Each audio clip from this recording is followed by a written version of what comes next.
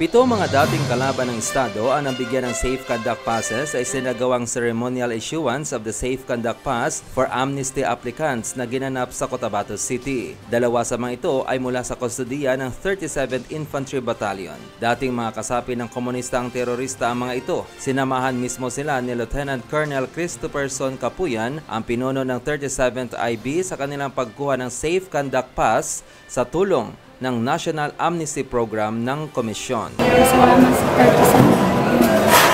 Tabangan mo.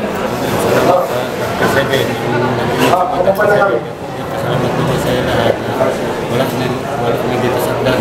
Kaya dito na sudan nila sa wala.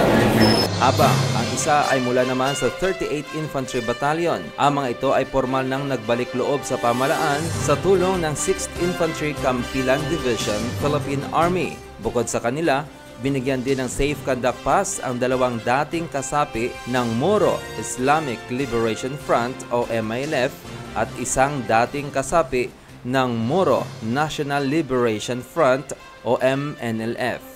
The National Amnesty Commission will issue the Safe Conduct Pass to our amnesty applicants, giving them the second chance to live a life in the mainstream of our society and participate in nation building without fear of being arrested. Ayon sa National Amnesty Commission, ang Safe Conduct Pass ay nagbibigay proteksyon sa mga amnesty applicants habang hinihintay ang resulta ng kanilang aplikasyon. Isa itong mahalagang hakbang upang matiyak ang kanilang kaligtasan at integrasyon sa lipunan.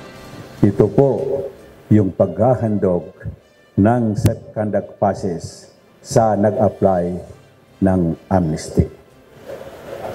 Process po ito na ginagawa ng komisyon o di kaya yung amnesty, yung NAC natin, through the instruction of the President.